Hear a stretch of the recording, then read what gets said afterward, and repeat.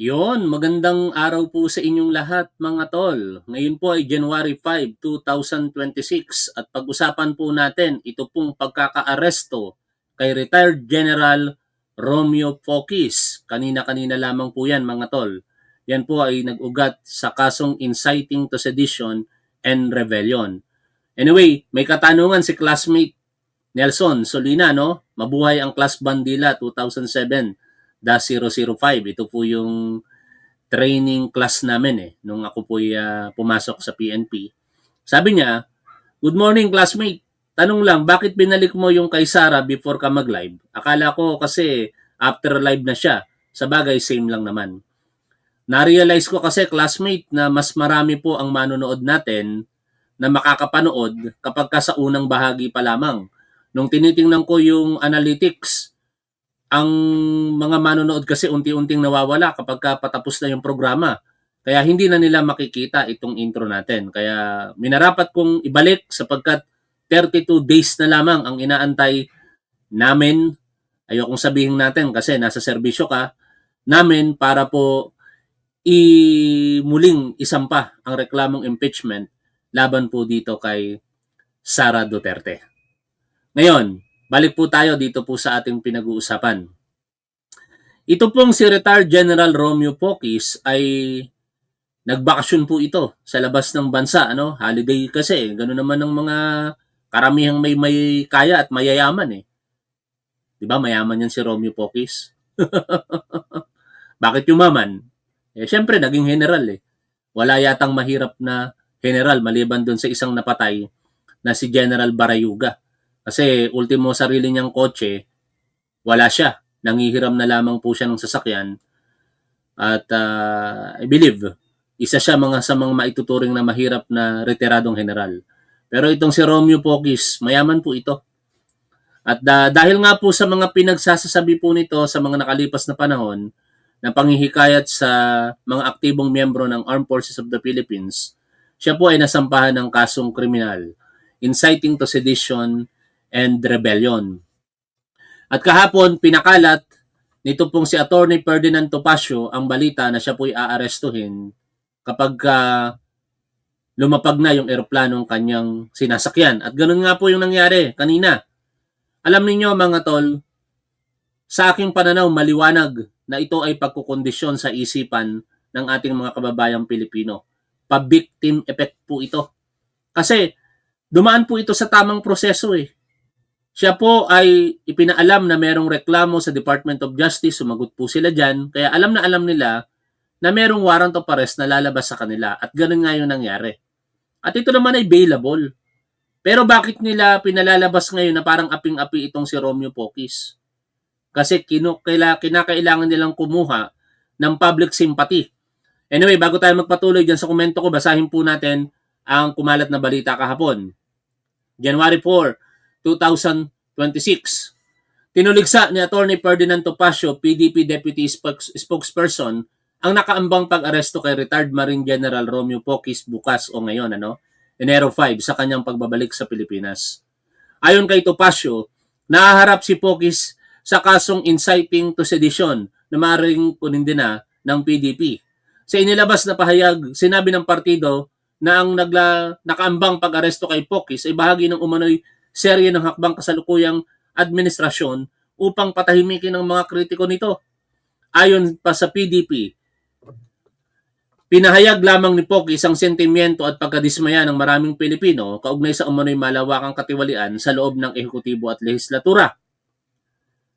Depensa mo na lang yan, Mr. Pocis, sa korte. Tingnan natin kung paniniwalaan ka ng korte.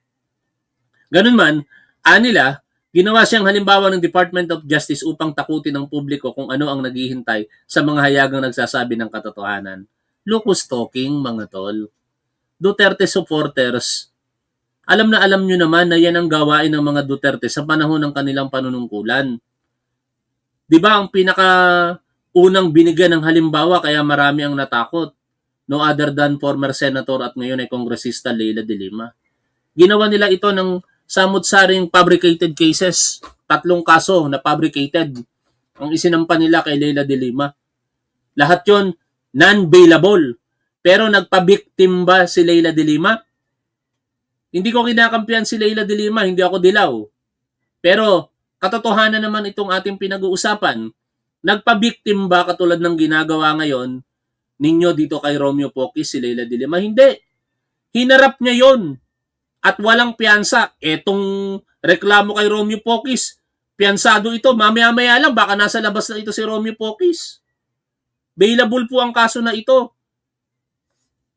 Buong suporta namang ipinahayag ng PDP kay Pocis at hinikayat nito ang publiko na ipaglaban ng kalayaan sa pagpapahayag at huwag matakot magsalita laban sa umano'y pang-aabuso ng administrasyong Marcos. Kakaiba talaga, no?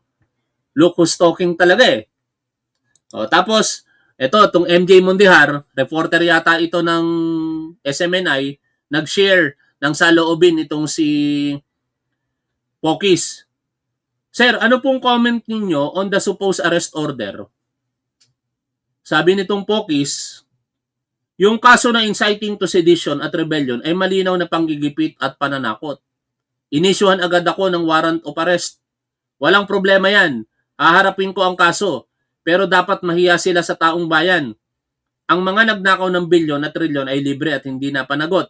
Pero ang mga nagprotesta at nagpahayag ng galit sa pandarambong ng pera ng bayan na tulad ko ay kinakasuhan. Yung ang mga komunista nagmarcha at publicly naghikayat na sumali sa NPA para pabagsakin ng gobyerno ang hindi naman kinasuhan ng inciting to sedition at rebellion. Ako lang nagsilbi ng marangal sa bayan, ang kinasuhan, sila hindi. This is gaslighting. No? Maliwanag na gaslighting ang ginagawa nitong Romeo Pocis. Unang-una, ang sinasabi niya rito, ang mga nagnakaw ng bilyon at trilyon ay libre at hindi napanagunot. Malaking kasinungalingan po yan. Ang dami na pong nakasuhan at nakakulong. Ang isa sa mga pinakamalaking nakasuhan dyan, si Sara Diskaya. Pero ang inaantay natin, syempre, yung mga senador at kongresista na dapat masundan itong si Sara Diskaya sa pagkakakulong. Pangalawa, yung sinasabi niyang publicly naghikayat na sumali sa NPA para pabagsakin ng gobyerno ay hindi naman daw kinasuhan ng inciting to sedition at rebellion. Kasinungalingan. Noong September 21, 2025, ang daming mga naaresto, mahigit sa 200 sa City of Manila. Lahat po yun kinasuhan. Kaya dito makikita ninyo mga tol na puro panggagaslight ang ginagawa ng mga tao na ito para pumabor sa kanilang naratibo at para magpabiktim.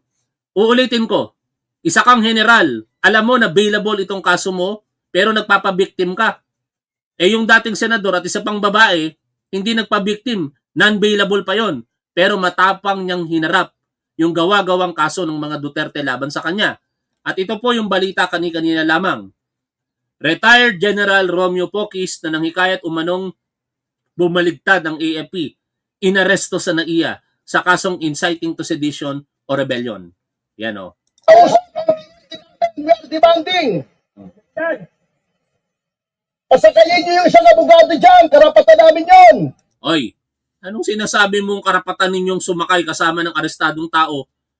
Ang karapatan ninyo bilang abogado is to compare with your lawyer doon sa appropriate place. At yon ay sa detention facility, not on the place of his arrest. Para kang hindi abogado. Attorney Ferdinand Topacio, sundan mo yung kliyente mo sa custodial facility ng PNP kung saan man siya dadalhin at doon ka magbigay ng legal na payo sa kanya. Hindi sa mga panahong siya ay inaaresto. Ng teteng talaga tong mga tao na to. Yung lawyer, pasakayin niyo. Sinong senior? Kausapin ko po. Attorney Topacio po. Hindi kayo makakalabas dito. Kausapin ng lawyer. Ano ang akin natin? Maganda. Sige, arangin nyo para kayo ay makasuhan ng obstructions of justice. Tandaan niyo ito mga tol. Sa mga panahon na inaaresto ang isang akusado, hindi ka pwedeng humarang dyan. Otherwise, pwede kang lumabag sa Presidential Decree 1829 or obstruction of justice. No? Kung ikaw ay abogado, alam na alam mo yan dapat, Ferdinand Topacio. Sundan mo yung sasakyan, bumuntot kayo dyan sa convoy, at kung saan siya dadalhin presinto, doon ka magbigay ng payo. Doon mo ipagtanggol ang iyong kliyente. hindi mo kayang gawin na harangin ang mga yan dahil pag ginawa mo yan, pwede kang kasuhan for obstruction of justice.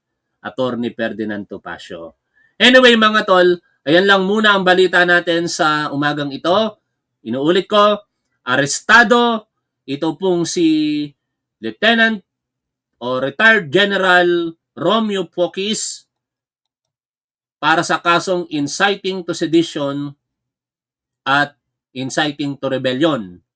Ang kaso po na yan ay bailable, nagpapabiktim lamang ang mga ito, maya-maya lamang hapon o baka bukas, laya na po itong si Romeo Pocis, pero magpapatuloy ang paglilitis laban sa kanya. Hindi sila katulad ni Leila de Lima na kahit non-bailable, nakulong ng mahigit sa 6 na taon, hindi po nagpabiktim. Maraming salamat po sa inyong lahat mga tol. Lagi po nating tandaan kung ano po ang tama at dapat, doon po tayo. Keep safe. See you always. Shout out po sa inyong lahat. Bye for now mga tol.